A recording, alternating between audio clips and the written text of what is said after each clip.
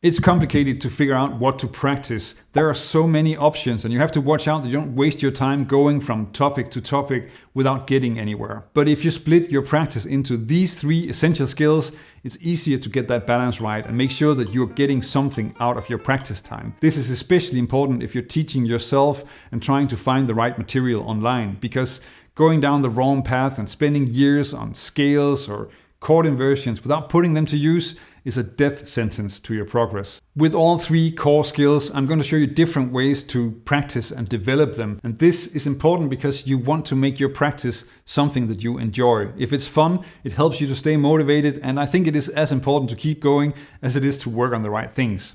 The first rule is to develop and maintain your technique. I'm sure you know this way of practicing. Just practice scales and exercises, and of course you do that with a metronome. This is not the only thing you want to practice, of course, but it is a valid and efficient way to work on technique. For me, it's always important to make sure that you keep this open-ended in some way. And what I mean with that is that you want to change things up so that you keep playing new things, not just stuff that you can play without thinking about it. And make sure that you don't play exercises that you can't turn into music. Working like this, it's easy to focus on specific things that you want to improve in your playing. It's also easy to measure progress with speed and accuracy, and you can design your own exercises.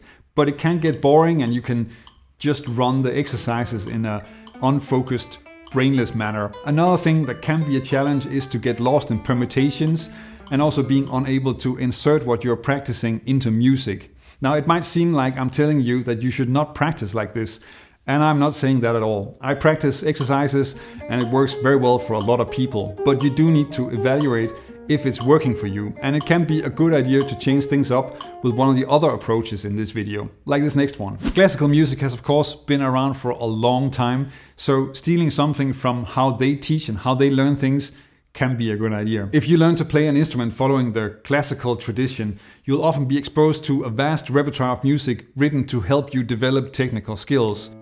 I'm of course talking about etudes. When I had classical guitar lessons back in the 14th century, then I played lots of Carcassi, Villalobos and Tárrega. Now in jazz there's almost a tradition for doing the same kind of thing, but then in 2 different ways. You have Bach and Kreutzer etudes, which can be a lot of fun, and of course you can also treat a bebop theme like Donna Lee as an etude or write your own. And then the most common one, which is learning solos by ear and playing them along with a recording, something I actually really enjoy doing quite a lot. It's a lot of fun and very satisfying to do. This is probably the strongest etude tradition in jazz, and learning solos, you're also working on ear training, another core skill that will come up again. One thing that makes etudes great is that it's music, at least if it's good enough, and you're combining a lot of different things when learning it, so it's not focused on a single thing. Of course, that can also be a problem because it becomes harder to isolate something and get that into your own solos. On the other hand, if you make it a habit to make your own etudes, then you're working on writing music and developing other skills. It's also a great opportunity to borrow from other styles and get inspired by Bach, Kreutzer, or as I've talked about, Steve Morse and John Petrucci exercises.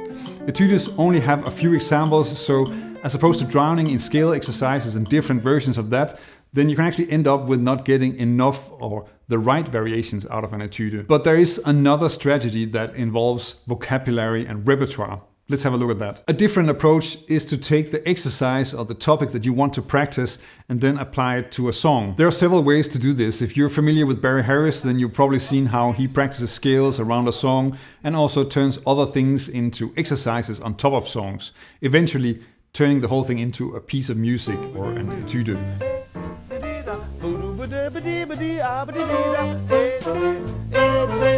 This can be a very useful way to develop your technique while also linking it to music, but probably works the best if you're also practicing scales and arpeggios at the same time. My friend Pritesh Walia also works with vocabulary on songs as his main approach to practicing, and what he does is to take a line and then explore how he can first move it through the progression to make it fit into the song,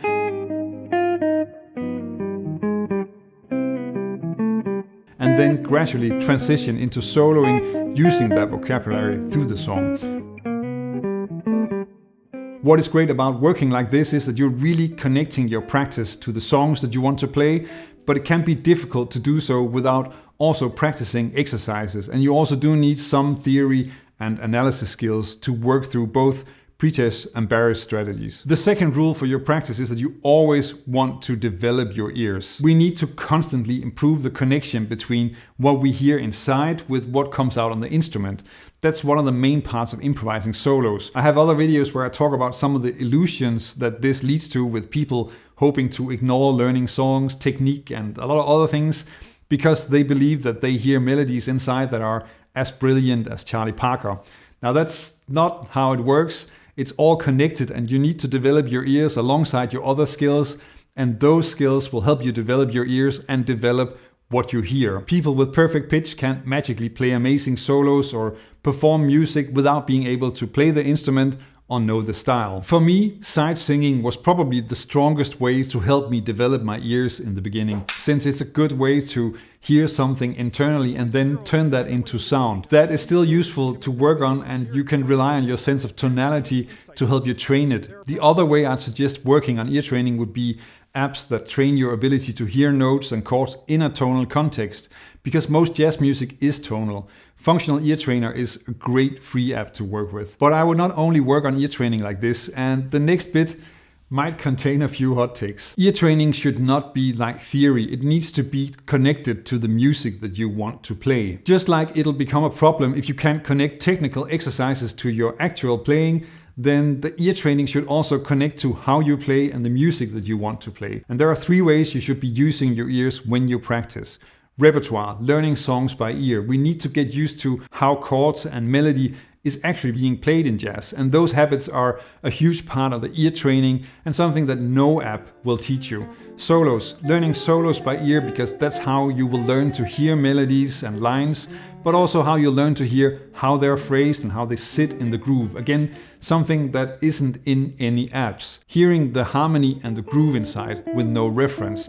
Practicing with a metronome and no reference teaches you to hear the harmony inside. It teaches you to feel the form and much more deeply connect with the music compared to putting on iReal and leaning on that. Let me know what you think and how you practice. There is a massive mistake that most of us are making with our practice, and it's actually surprisingly easy to fix. But I'm also curious if this video is making you think about how you practice and make you want to change something, or of course if I missed something. So let me know about that in the comments. It is so important that you evaluate your progress and your playing, and one thing that you absolutely have to do is to record yourself playing. You can't tell how it sounds while you're playing. You need to only be listening. Now I use my phone for this, just make a video because that's super easy. It takes a bit of getting used to, but it will really boost your progress to get into that habit. And that's actually also what I encourage students to do in my course, the Jazz Guitar Roadmap. And if they post those videos in the community, they also get the benefit of getting feedback from me. My ears are more experienced and I can help them figure out what to improve, and I notice things that they probably don't. Now, if you want to learn how to play jazz, then there is one thing that should be at the center of your practice, and it is shocking how often it isn't. Would you expect to become good at tennis if you're only doing warm-ups, or become an amazing chef by only reading cookbooks? I don't think you would. And that is why you should never have a practice routine that is only exercises and theoretical activities. If you want to play jazz, then you should practice playing jazz. I remember hearing a Schofield interview where he talked about how he practices, and his wife would remark that he wasn't really practicing, he was just sitting there playing songs with a metronome. But obviously, that is practicing, and that is what works. It works for Schofield. Now, why is this so important? The 2 other core skills are isolated. They are focused on specific parts of your playing, but not about your playing as a whole. Being able to play jazz means that you have to get all the skills to work together at the same time. Your timing, technique, phrasing, creativity, and ears, they all need to be working together when you solo. But the only way to learn to do that is to play songs, play real music, and put them to use. The looping 2-5-1s or single chords, they don't teach you to tell a story in a solo or deal with a form, and that's why you need real songs. But what should you practice? Now, a lot of this is really just about playing the song as if you're in a band. So put on a metronome, play the melody, and start soloing. And don't forget that the same is true for comping. So you also want to work on playing through songs, comping, and spending time practicing comping. As Peter Bernstein says, I think the main thing, and we won't stress this enough, is you have to practice comping. You know, for every 100 choruses you play, Are you soloing 99 and comping once? That is how you develop some real strategies and get to the next level with what you can do with chords. When you're learning songs, then start with the melody, then learn the chords, and when you have that down, then start soloing. That way you're building a foundation to lean on when you start improvising. If you've never gone through a song and learned a jazz standard in that way, then maybe the roadmap is something that you can check out. That's my take on a step-by-step process, helping you learn the song, internalizing, and also showing you how to make lines that really sound like jazz. I've worked with more than 4,000 students by now, and it's a lot of fun to see people grow as they move through the material. But of course, you also want to develop your comping and learn how to take the chord symbols and turn them into music. And that is where it gets really fun and starts to open up so that you're creating music, not just trying to keep up with a list of chords. I talk about how to level up your skills with chords and comping in this video. It covers 3 exercises that you want to explore and that can really develop your skills both with rhythm and with the chords. Check it out. Learn jazz, make music.